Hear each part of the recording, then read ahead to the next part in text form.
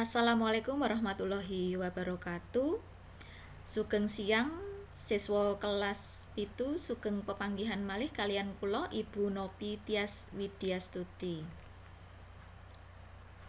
Kangge miwiti pamulangan basa Jawi iki tak paringi dasar-dasar rumiyin nggih Cah. Dadi dasare pembelajaran basa Jawi iki sampean kudu ngerti piye pangucape lan piye panulise aksara swara jejeg lan aksara swara miring sing Latin nggih Cah. Sinambi ningali video supaya bisa luwih paham ing materi iki sampean bisa screenshot banjur dicatet ing buku tulismu. Nah niki Cah, dasar nyinau basa Jawa.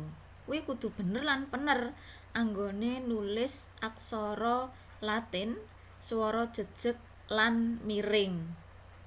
Nah, saiki apa to sing diarani swara jejeg iku lah? Swara jejeg iku uga diarani swara sampurna. Swara iki pakecapane lan pangucapane ora owah saka asale. Lah suwalike yen swara miring iku menawa pakecapane wis owah saka asale. Iki coba disemak bareng-bareng panulisan sing luput ing padinan. Dadi panulisan sing suwalah kaprah Cah. Panulisan biasane nek yen sampean ngetik ning WhatsApp, yen sampean nulis ning buku tulismu ya. Pomone tulisane kudune aja nanging kok tulis ojo. Kudune apa kok tulis opo. Kudune ana ditulis ono, kudune lara ditulis lara ya, ditulis loro lah. Upamane tembung lara iki Cah. Yen ditulis loro kuwi wis beda tegese. Lara ki sakit ya, nek loro kuwi angka.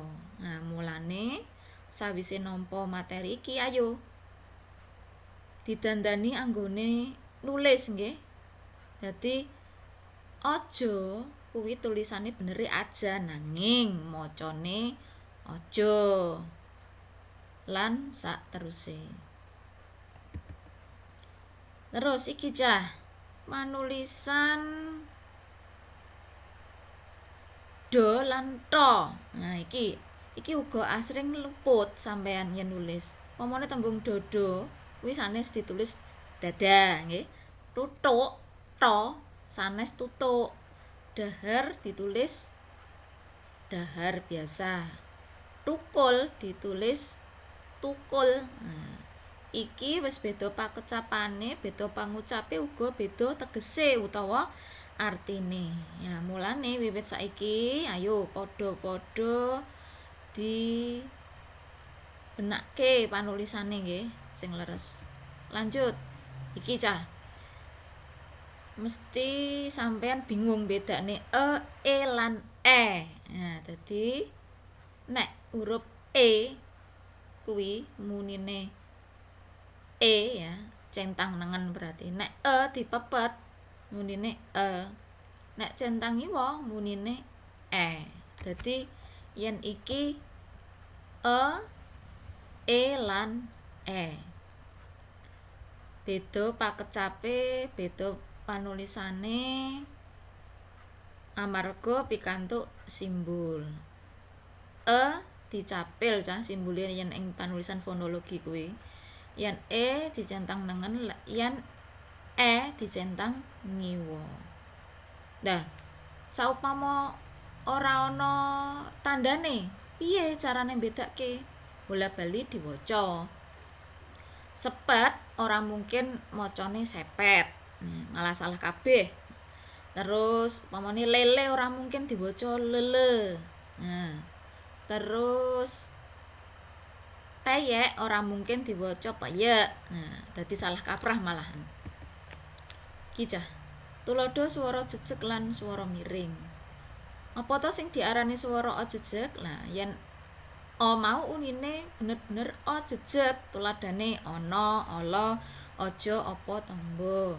Nek swara miring o mau unine owah dadi a Cah. Diwane anak, alas, aja, apal lan tambal.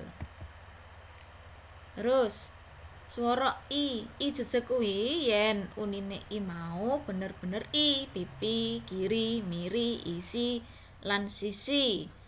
Nek i miring, i mau unine owah dadi e. Pipil, giris, miris, isih lan sisir. Swara u jejeg kuwi u kae mau unine bener-bener u, suku, dudu, guyu, kuku lan watu. Lah yen u miring, u mau unine owah dadi o, dadi nulise kuwi u, tapi apa cah macane kuwi meh-meh owah kaya swara o. Disukun, duduh, guyub, kukus, watuk. Saiki swara e jejeg lan e miring. E jejeg kuwi yen e mau unine bener-bener e. Sate, gule, kare, lele, tape. Nah, yen e miring, e mau unine owah dadi e. Nah. Pamane bebek, besek, ceker, peyek lan golek lagi sing asring bedu cah sing asring ora iso mbedakake kuwi antara e lan e. Nah, yen e centange nengen, e centange ngiwa. Terus saiki diteruske sing pepet cah. Pepet kuwi simbole fonologine diwehi capil. Dadi suarane e, sego, sepet, lega, lepet, merem, karep, antep lan wareg. O, swara o jejeg lan o miring. Yen o jejeg kuwi o mau unine bener-bener o. Soto, loro, toko, rono, teko. Nah, teko. Yen o miring, o mau unine owah dadi o jejeg. Nah. Bolong, lombok, klobot, dodol, lan laron. Nah, iki hati-hati mulakne panulise o jejeg o miring. Kadang-kadang bingung bedake nggih sampean. Nah, sampun. Kala wau pembelajaran saking ibu nggih ngenani swara a, i, u, e lan o jejeg miring. Sawise ningali video cateten ing buku catetamu cah tugase nggih. Materi pembelajaran swara jejeg lan swara miring sing wis diterangake ibu ing tayangan PowerPoint iki. Banjur wacanen bola-bali catetamu supaya luwih paham ing materine. Minggu ngajeng wonten gladhen soal saking materi iki. Cekap semanten nggih para siswa, matur nuwun. Wassalamualaikum warahmatullahi wabarakatuh. Sugeng siang.